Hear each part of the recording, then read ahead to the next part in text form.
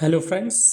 हम अपनी केवीएस और एनवीएस पीजीटी बायोलॉजी एग्ज़ाम की जो सीरीज़ है उसी के कंटिन्यूएशन में आज हम क्लास 12th बायोलॉजी का जो चैप्टर है माइक्रोब्स इन ह्यूमन वेलफेयर उसके कौन कौन से इंपॉर्टेंट टॉपिक्स हैं उसके बारे में डिस्कस करने जा रहे हैं।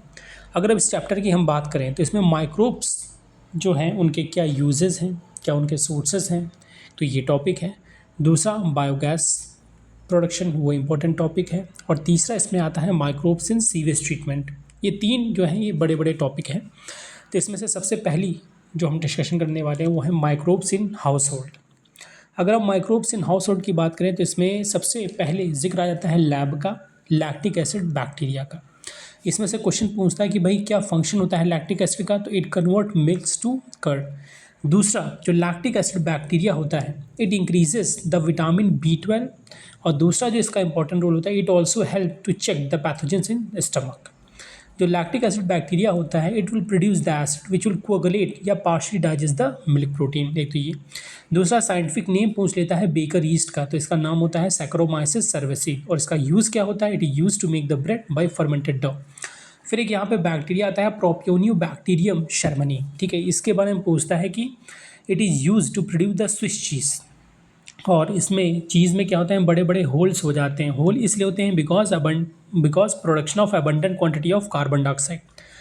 फिर बात करते हैं microbes in industrial product. Industrial product की जब हम भी बात करेंगे तो यहाँ पे कुछ फर्मेंटेड बीवरेजेस का जिक्र आ जाएगा। ठीक है, उसके नाम आप देख लेंगे, जैसे वाइन हुआ, बियर हुआ। फिर इसी में आपका बात आ जाती है एंटीबायोटिक्स की। ठीक है, एंटीबायोटिक्स में आपका हमेशा आपको ध्यान देना है अलेक्जेंडर फ्लेमिंग का। He was the first to discover the penicillin antibiotic. और ये फंगस इसने इन्होंने डिस्कवर किया था जिसका नाम था पेनिसिलियम नोटेटम। और किसके ऊपर ये प्रैक्टिकल कर रहे थे, तो स्टैफिलोकोकाई के ऊपर ये कल्चर प्लेट के ऊपर इसने ग्रो की कर देखा था। फिर अर्नस्ट चेन और हॉवर्ड फ्लोरीन ये दो साइंटिस्ट हैं जिन्होंने इस्टेब्लिश किया full potential of an effective antibiotic.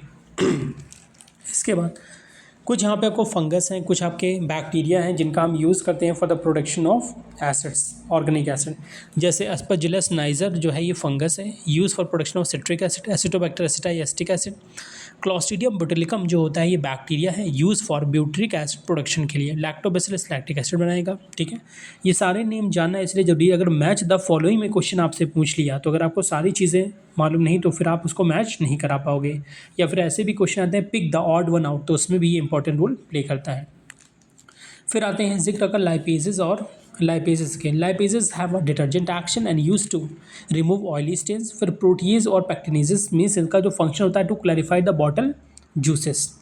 फिर यहाँ पे तीन सबसे इंपॉर्टेंट बायो एक्टिव एजेंट का जिक्र आ जाता है जिसके अंदर आता है साइक्लोस्पोरिन ए आता है, स्टैटिन्स आता है और क्लॉट बस्टर आता है। ठीक है, तो यहाँ पे एक जो आपका ऑर्गेनिज्म है उसका नाम है स्ट्रेप्टोकाइनेज। ठीक है, या जो प्रोडक्ट कह सकते हो आपका प्रोडक्ट स्ट्रेप्टोकाइनेज, इसको प्रोड्यूस करती है स्ट्रेप्टोकोकस जो बैक्टीरिया होता है। और इसका हम यूज़ करते हैं as a clot buster, that means to remove the clot from the blood vessel.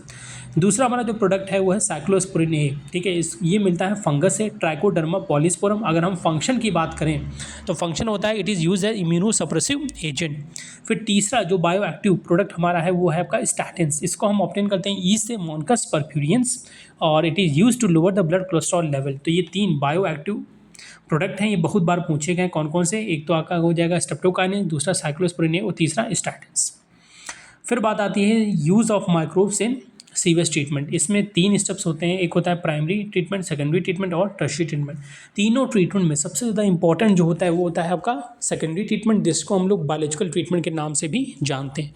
इसमें आपसे क्वेश्चन पूछेगा बीओडी के ऊपर, फ्लॉक के ऊपर और क्या इसमें बेसिकली करते हैं। ठीक है, एनारोबिक स्लेट डाइजेस्टर के ऊपर छोटा सा क्वेश्चन पूछ सकते हैं कौन सी गैस का प्रोडक्शन होता है, तो मीथेन गैस का प्रोडक्शन होता है। फिर हम बात करते हैं माइक्रोब्स इन बायोगैस प्रोडक्शन। इसमें आपका बायोगैस का कंपोजिशन की biogas is mainly compose of methane gas. कौन से बैक्टीरिया होते हैं, तो मिथानोजेंस होते हैं जिनका नाम है आपका मिथानोबैक्टीरियम। फिर इसका यूज़ अगर देखें तो ये क्लीन कुकिंग फ्यूल के टाइप में यूज़ करते हैं और इसको कहीं कहीं लाइटनिंग के लिए भी यूज़ करते हैं। डायग्राम एक एनसीईआरटी के बुक में बना है, वो देख लीजिएगा, हो सकता है अगर एमसीक्यू में आए, वैसे चांसेस तो कम है लेकिन लेबलिंग उसकी पूछ सकता है। ठीक है, फिर इसमें से हम कुछ बैक्टीरिया को यूज़ करते हैं as a bio control agent के तौर पे, जिसमें सबसे पहले जिक्र आ जाता है बैसिलस थ्रेंचिस का। ठीक है, ये बैक्टीरिया है और जिसका हम यूज़ करते हैं to control the butterfly caterpillars. दूसरा ट्राइकोडर्मा का जिक्र आ जाता है और तीसरा आता है न्यूक्लियो पॉलीहेड्रो वायरस का। फिर जब हम इंटरैक्शन की बात करते हैं तो यहाँ पे माइकोराइजा का जिक्र बहुत बार आता है। जो माइकोराइजा है it is basically a symbiotic association between the roots of higher plant and the fungus. तो ये आपको ध्यान देना है। Nitrogen fixation that is bio fertiliser के बारे में ध्यान देना। कौन कौन से इसमें ऑर्गेनिज्म का हम यूज़ करते हैं एज अ बायो फर्टिलाइजर, तो इसमें आता है एजोटोबैक्टर, एजोस्पाइरलम, ठीक है, नॉस्टॉक, कार्बना, ये सारी चीज़ें। तो इतनी सारी चीज़ें अगर आप इस चैप्टर से कवर कर लेंगे तो आई होप कोई भी क्वेश्चन आएगा तो आपसे छूटेगा नहीं। एक बार फिर से अगर हम सम अप करें तो लैक्टिक एसिड बैक्टीरिया के बारे में जानना है, ईस्ट के बारे में जानना है, 3 बायो एक्टिव एजेंट है, ट्राइकोडर्मा है, साइक्लोस्पोरिन है और स्ट्रेप्टोकाइनेज है, उनके बारे में। जो सेकेंडरी ट्रीटमेंट ऑफ वेस्ट और सीवेज होता है वो आपको देख लेना है, और बायोगैस के बारे में थोड़ा सा, और थोड़ा सा आपको देखना है बायो फर्टिलाइज़र के बारे में। और अगर इतनी चीज़ें आप कवर कर लोगे तो चाहे वो एनवीएस का एग्जामिनेशन हो, चाहे केवीएस का हो, चाहे इंटरव्यू का हो, आप तीनों जगह आराम से क्वालिफाई कर लोगे और जो भी क्वेश्चंस होंगे वो आप इसको अडैप्ट कर लोगे, ठीक है। आई होप ये वीडियो आपके लिए हेल्पफुल रहा हो। Thank you so much.